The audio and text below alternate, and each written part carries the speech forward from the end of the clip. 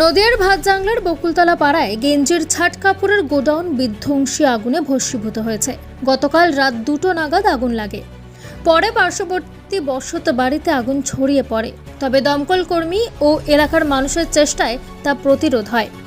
প্রথমে স্থানীয় মানুষ আগুন নেভানোর চেষ্টা করে, তাতে কোনো কাজ না হলে তৎক্ষণাৎ দমকল বাহিনীকে খবর দিলে মিনিট 15-এর মধ্যে দমকল বাহিনী ছুটে আসে। প্রথমে দমকলের একটি ইঞ্জিন আসে, তাতে কাজ না হলে পরপর আরও 2টো মিলিয়ে মোট 3টি ইঞ্জিন রাত ভোর আগুন নেভানোর কাজ চালায়। দমকলের 16 জন কর্মীর চেষ্টায় আগুন নিয়ন্ত্রণে আসে। দমকলের কর্মীরা এখনও ডাম্পিং কাজ করে চলেছে।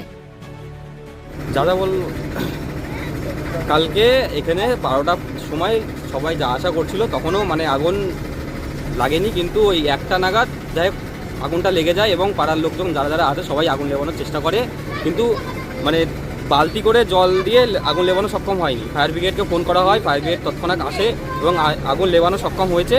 এবং এখনও যে কাপড়গুলো রয়েছে জমা, তার নিচে রয়েছে আগুন, এবং সেটাকে টেনে এদিক ওদিক করতে পারলে আগুনটা যাই হোক লেবানো সক্ষম হবে।